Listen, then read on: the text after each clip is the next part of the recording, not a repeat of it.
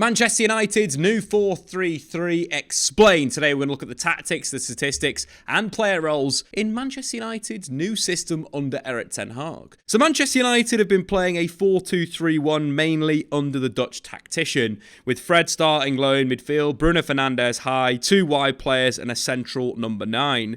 Building with fullbacks inverting at times but also overlapping in the final third.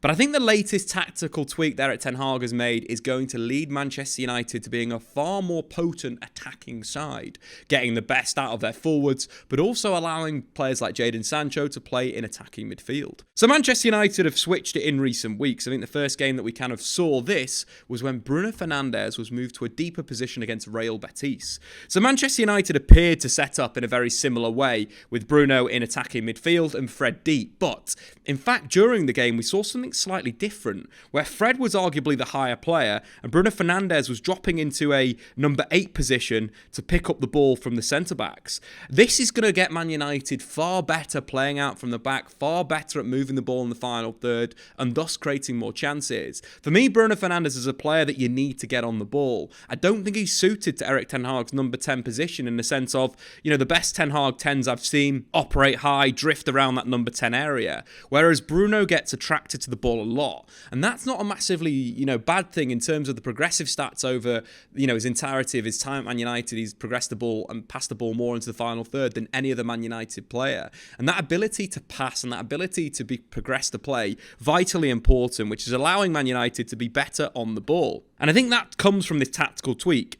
Bruno starting from these deeper positions. At times we see the forwards kind of narrow with the fullbacks high, and we see more of a traditional kind of Liverpool-esque, 4-3-3. At other times we see, Anthony wide, Diogo Dalot inside, or Luke Shaw inside as well. And this will give Man United a lot of fluidity. But I think the important thing is allowing Bruno Fernandes to get into these types of areas, at the left back and the right back position.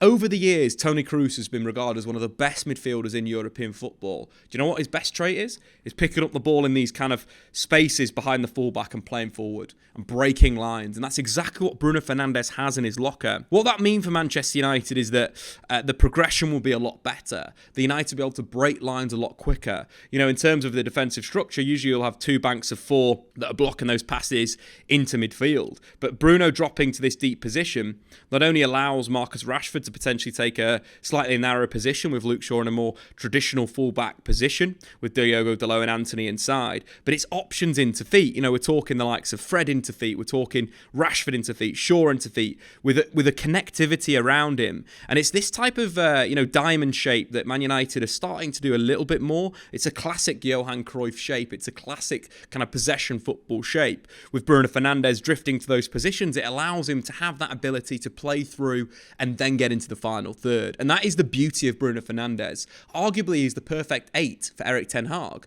Not only does he have the passing ability, the ability to score goals, to create chances for his teammates, but he has one hell of an engine. And that ability to go up and down will mean Man United can be far more flexible in the final third, that Bruno can start possession forward and then move into that inside channel and create that classic kind of 4-1-4-1 shape with underlaps. That's a big thing that we've not seen enough from Manchester United, to these central midfielders, or the 10 and the 8, underlapping the attackers. I saw that frequently with Ajax, with the ball in a wide area, then an underlap coming in, and at times we'd see the central midfielder receiving wide and then the forward underlapping the play. But I think with Bruno Fernandes and this 4-3-3 shape, we'll see that a lot more. I thought the game against Real Betis was probably one of Bruno Fernandes' best in a Manchester United shirt, and there was consistent, consistent underlaps, there was consistent overlaps as well at times, and it just made Man United far more potent in the final third. And when we take a look at Bruno Fernandes and his performances this season, he's been one of Man United's best players. Only Marcus Rashford's been directly involved in more goals than Bruno Fernandes. But I'd say, his best game was actually playing in this slightly deeper position against Real Betis. Again, a classic 9.2 score on SofaScore, a goal and an assist, 5 chances created in the game, 2 big chances, 8 crosses going into the box, 2 shots, 3 out of 3 of his dribbles completed, and made 8 tackles. But you can see how deep he is with the heat map, and you can see those positions I was talking about before in the half Toni Kroos spaces, that Bruno Fernandes is picking up the ball in those areas, and and United are getting better at progressing the play and flying forward. And I think going forward, we're going to see a lot more of this kind of shape with Bruno Fernandes. You can clearly see with the average positions, looks a lot more like a 4-3-3. You've got Fred, Shaw, Rashford on that left-hand side, and you've got, of course, Anthony, Bruno Fernandes, and Weghorst making that kind of triangle on the right-hand side of the pitch. And it will mean United are far more fluid in a sense. It will allow Bruno Fernandes to properly dictate the play and become that roaming playmaker that we all know he can be. Start low, aim high. This 4-3-3 shape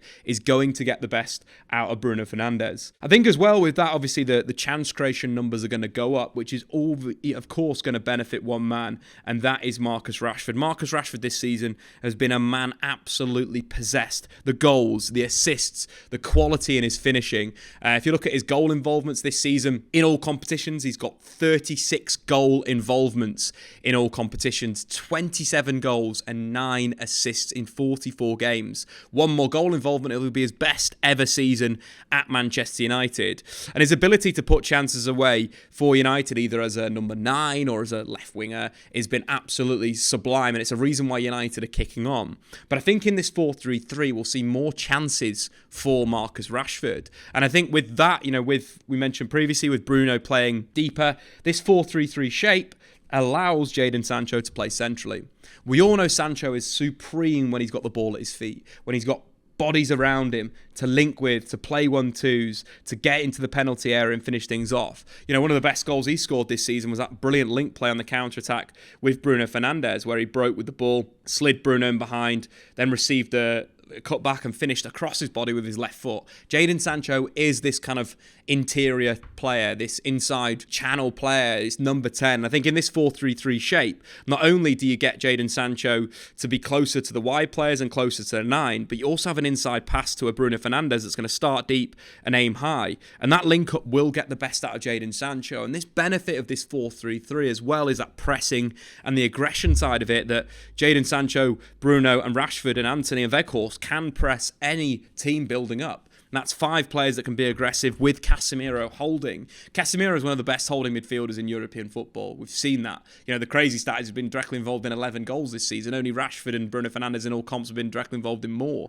But his tackling, his ability to win the ball back, means that United can play with a single pivot. In terms of tackles and interceptions, no Man United players made more in the Premier League this season. Casemiro's on 125. He's the only player in the top 6 sides that's in the top 10 of tackles plus interceptions in the Premier League this season, but more aggressively.